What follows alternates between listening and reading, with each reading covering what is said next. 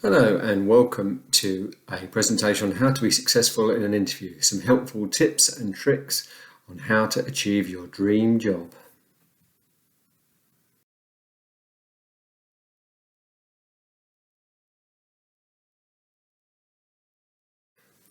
So, your application has been successful. You've been called to an interview. First of all, before you are going into the interview, what you really need to do is you need to research the organisation that you have applied to. Obviously, when you've done this already in your application, but you need to do it a lot more thoroughly to begin with. So if you follow these helpful hints on this slide, you can have a look at what you need to do as part of your research.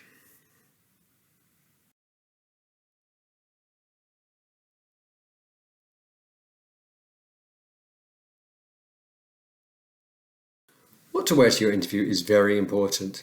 I would always opt to wear smart business dress. Within the first 5 seconds of the interviewee meeting you, it will give a very good impression. As you can see here in this slide, it tells you exactly what you should be wearing and what smart business dress is to avoid confusion. So have a look at this diagram. It should help you. And again, the idea here is to keep it simple, smart, and clean. Remember, you are showing a really good impression of yourself.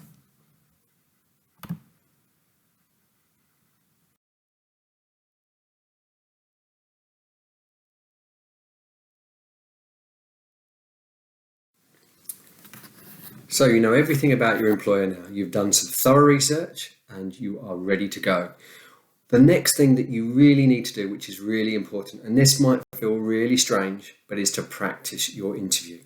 So what my advice to you is ask a friend or family member to begin asking you some questions. The questions will appear on the next slide and you can have a run through those and really ask your family member or friend to really help you out. This will get it clear in your head about the way you are going to answer those questions. Before you start answering those questions, again, you don't want to embarrass yourself. I would really tend to form answers and script it for yourself. So when the question is going to be asked by your family member or friend, you will have an answer. This begins to create muscle memory and you can then answer these questions with much more confidence. As well as practicing your answers to your questions, what you need to really remember is how you are going to sit when you are answering those questions. Body language is very important. You don't want to sit there with your arms crossed with a really closed, negative body language. You don't want to sit there and you don't want to appear to be too casual. What I suggest you do is put your hands in your lap and sit there and make sure you don't fidget. Make sure you're comfortable in your position. You don't want to appear too nervous, and this can be really clear in your body language. The next thing you need to do really is plan your journey. What I suggest you do is really, again, it comes down to research. Look at how long it's going to take you. If you have time, plan and trial that journey before.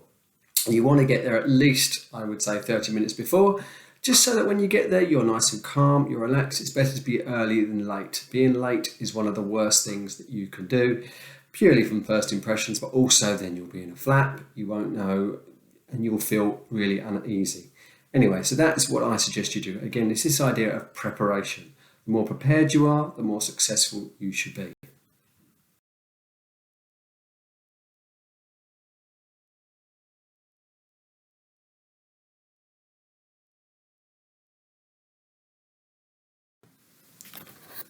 Preparation for an interview is very important. You can never truly predict everything that's going to happen in an interview, but you can get quite close. There's lots of suggestions on different websites around the internet about what questions you may expect for interviews. You may even know someone who's been for an interview at that company before, and if they're nice enough, you could ask them to tell you what was asked. As you can see, there is a list of questions, generic questions that you may hear or that you could plan for.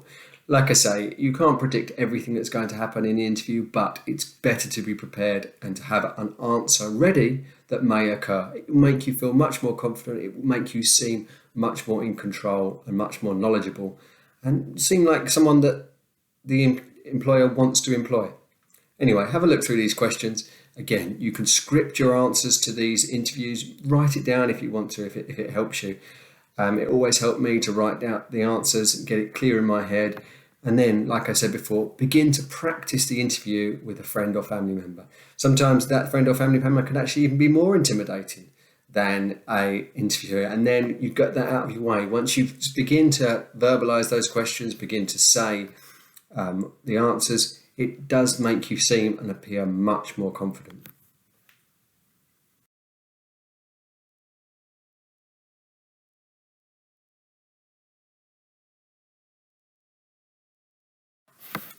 So the day of the interviews arrived. You will be nervous. You probably didn't get that much sleep the night before. You ran over the questions in your head, thinking about what was going to happen. It's an interview. You may not get the job. You may get the job. It might be your dream job, but it's an interview. So what I suggest you do to start off with is take a big breath before you go in. Be yourself. Believe in yourself. The interviewer has been in the same position as you before. They're not there to catch you out. They're there to make sure they're getting the best person for the job, the best fit for the job. And I would say, it's also for you. If you're in an organisation and you're having the interview and you think that it's not for you, then that works out right. Okay. But again, like I say, it's a it's a process that lots of people have been through. It's a very nerve-wracking process, so it's perfectly okay to feel nervous. Nerves sharpen us up. Nerves actually make people better. But if you are prepared, like you've followed all those steps, like I've said before, hopefully, you'll feel quite confident and you can really show the best of yourself.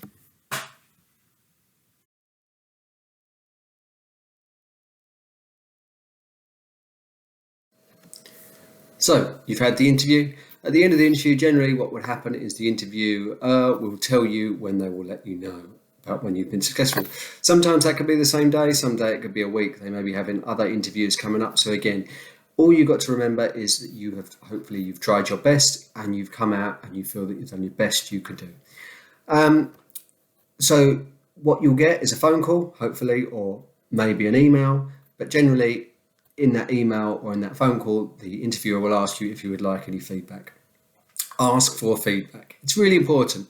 If you didn't get the job, they will be some very vital feedback that can then help you for your next interview. If you got the job and you can ask for feedback again to show you what your strengths are, to give you more confidence. Anyway, like I say, if you've not got the job, it is not the end of the world. There are other jobs out there. And that experience was really, really important. The experiencing you can then take to other interviews and you can be even better. Again, it's about preparation and making sure that you have done the best you could do.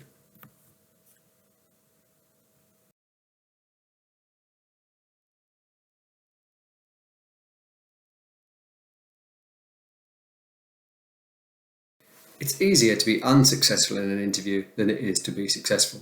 As you can see here, there are 4 things that could damage your chance of success. Don't prepare, arrive late, dress casually, be too relaxed in the interview. Now, if you follow all the tips and tricks that I've spoken to you about in this presentation, hopefully there's much more of a chance of you being successful. All I can say to you is good luck, be the best you can be, and really thoroughly prepare to get to be as successful as you can. Good luck and goodbye.